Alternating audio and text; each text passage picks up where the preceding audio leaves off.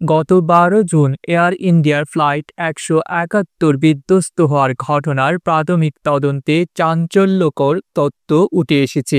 Aircraft accident investigation bureau এএআইবির প্রকাশিত report বলছে, ওড়ার কয়েক সেকেন্ড পরেই ১২ বছরের পুরনো বোয়িং ৭৮৭ ড্রিমলাইনারের ফুয়েল কন্ট্রোল সুইচ বা জ্বালানি নিয়ন্ত্রক সুইচ হঠাৎ হয়ে কাট অফ পজিশনে চলে যায় বা বিচ্ছিন্ন হয়ে যায়, যে কারণে বিমানের ইঞ্জিনে জ্বালানি একেবারেই পৌঁছেনি। সাধারণত বিমান ল্যান্ড করা বা অবতরণের পরেই কাট অফ পজিশনে সুইচ করা হয়। ককপিটের ভয়েস রেকর্ডিংয়ে শোনা গেছে, একজন পাইলট অন্যজনকে জিজ্ঞাসা করছেন কেন তিনি ওই সুইচ কাট অফ করেছেন। উত্তরে অপর পাইলট জানান তিনি করেননি। ভারতের আহমেদাবাদে এয়ার ইন্ডিয়ার বিমান দুর্ঘটনার একটি প্রাথমিক তদন্ত রিপোর্ট প্রকাশিত হয়েছে শনিবার ১২ জুলাই। প্রকাশিত ১৫ পৃষ্ঠার ওই প্রতিবেদনে কয়েকটা প্রাথমিক তথ্য উঠে এসেছে। এয়ার ইন্ডিয়ার ফ্লাইট নম্বর ১৭১ আকাশে ৪০ সেকেন্ডেরও কম সময়ের জন্য উড়ানের পর আহমেদাবাদেরই একটি জনাকীর্ণ এলাকায় বিধ্বস্ত হয়। উড়ান শুরু করার ঠিক পরপরই কী সমস্যা হয়ে থাকতে পারে সে বিষয়ে জানতে ধ্বংসাবশেষ ও ককপিট রেকর্ডারে রেকর্ড হওয়া সমস্ত তথ্য খতিয়ে দেখেছেন তদন্তকারীরা। এয়ার ইন্ডিয়ার ওই বিমান স্বাভাবিক আবহাওয়ায় ৬২৫ ফিট উপরে উঠে ৫০ সেকেন্ডের মধ্যে লোকেশন ডেটা হারিয়ে ফেলে বলে ফ্লাইট রেডার 24 থেকে জানা গিয়েছে। ভারতীয় নিয়ন্ত্রকদের পাশাপাশি এই ঘটনার তদন্তে বোয়িং, জিই, এয়ার ইন্ডিয়া, যুক্তরাষ্ট্রের ন্যাশনাল ট্রান্সপোর্টেশন সেফটি বোর্ড বা জাতীয় পরিবহন সুরক্ষা বোর্ড এবং যুক্তরাজ্যের বিশেষজ্ঞরাও সামিল ছিলেন। প্রকাশিত তদন্ত রিপোর্ট বেশ কয়েকটি প্রশ্ন তুলেছে। তদন্তকারীরা জানিয়েছেন, লিভার লক ফুয়েল সুইচগুলো এমনভাবে ডিজাইন করা যাতে দুর্ঘটনাবশত তাদের অ্যাক্টিভেশন বা সক্রিয় হয়ে ওঠা রোধ করা যায়। এই সুইচ ফ্লিপ করার আগে আনলক করতে সেটা ধরে অবশ্যই টানতে হয়। সুরক্ষা সংক্রান্ত এই বৈশিষ্ট্য চালু করা হয়েছিল ১৯৫০-এর দশকে। লিভার লক ফুয়েল সুইচ সঠিক মানের কথা মাথায় রেখে নির্মিত এবং তা অত্যন্ত নির্ভরযোগ্য বলেই মনে করেন বিশেষজ্ঞরা, যাতে ধাক্কা লেগে বা কোনোভাবে দুর্ঘটনাবশত তাদের নির্ধারিত অবস্থানের যাতে পরিবর্তন না হয় তা নিশ্চিত করতে প্রতিরক্ষামূলক গার্ড বন্ধনীও রয়েছে।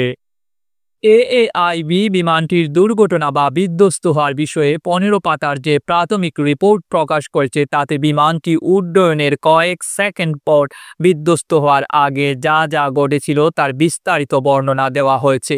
প্রতিবেদনে বলা হয়, বিমানটি উড্ডয়নের পর ১৮০ নটস গতিতে পৌঁছে গিয়েছিল এবং এর পরপরই ১ সেকেন্ডের ব্যবধানে দুটি ইঞ্জিনেরই ফুয়েল কন্ট্রোল সুইচ রান থেকে কাট অফ পজিশনে চলে যায়। ককপিটে পাইলটদের কথোপকথনের ভয়েস রেকর্ডিং একজন পাইলটকে জিজ্ঞেস করতে শোনা যায় যে তিনি কেন সুইচ বন্ধ করলেন। অন্য পাইলট জবাব দেন তিনি এমন কিছু করেননি। আন্তর্জাতিক সময় অনুযায়ী ৮টা ৮ মিনিট ৫২ সেকেন্ডের সময় ১ নম্বর ইঞ্জিনের ফুয়েল কাট অফ সুইচ আবার রান বা চালু অবস্থায় ফিরে আসে এবং এর ৪ সেকেন্ড পর ২ নম্বর ইঞ্জিনের ফুয়েল কাট অফ সুইচও কাট অফ থেকে রান অবস্থায় ফিরে আসে। কিন্তু ৮টা ৯ মিনিট ৫ সেকেন্ডে অর্থাৎ ৯ সেকেন্ডের ব্যবধানে একজন পাইলট গ্রাউন্ডে থাকা এয়ার ট্রাফিক নিয়ন্ত্রণ কর্মকর্তাদের মেডে মেডে মেডে বলে বার্তা দেন। প্রসঙ্গত, মেডে একটি আন্তর্জাতিক স্বীকৃত বিপদ সংকেত। সাধারণত পাইলটরা সংকটের মুখে পড়লে এয়ার ট্রাফিক কর্মকর্তাদের ৩ বার এই বার্তা দিয়ে বোঝান যে বিমানটি মারাত্মক সংকটে পড়েছে ও তাদের দ্রুত সহায়তার প্রয়োজন। রিপোর্টে বলা হয়েছে যে এয়ার ইন্ডিয়ার বিমানগুলোর জন্য যেখান থেকে জ্বালানি নেওয়া হয় সেখান থেকে নমুনা সংগ্রহ করে পরীক্ষা নিরীক্ষা করে যা পাওয়া গেছে তা সন্তোষজনক।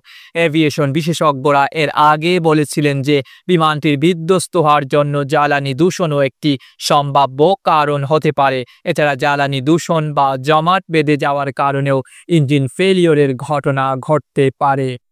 বিমানের ইঞ্জিন একটি সুনির্দিষ্ট জ্বালানি প্রক্রিয়ার ওপর নির্ভর করে পরিচালিত হয়। এই সিস্টেম বা পদ্ধতি বাধাগ্রস্ত হলে এটি জ্বালানি শূন্যতার সৃষ্টি করে এবং এর ফলে ইঞ্জিন বন্ধ হয়ে যায়। এয়ার ইন্ডিয়ার ফ্লাইট 171-এর ক্রু ও 2 পাইলট বিমান পরিচালনায় সক্ষম ছিলেন কিনা সেটি নিশ্চিত করতে নিয়মানুযায়ী যথাযথ পরীক্ষা করা হয়েছে।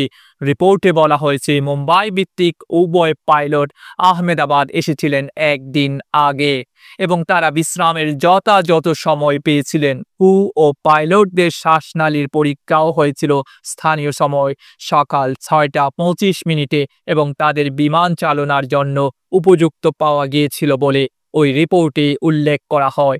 ভারতের বেসামরিক বিমান পরিবহন নিয়ন্ত্রক director general of civil aviation বা ডিজিসি এর তথ্য, বিমানটির পাইলট ক্যাপ্টেন সুমিত সাভারওয়াল একজন এলটিসি ছিলেন। তার 8200 ঘন্টা বিমান চালানোর অভিজ্ঞতা ছিল। কো পাইলটের 1100 ঘন্টা বিমান চালানোর অভিজ্ঞতা ছিল।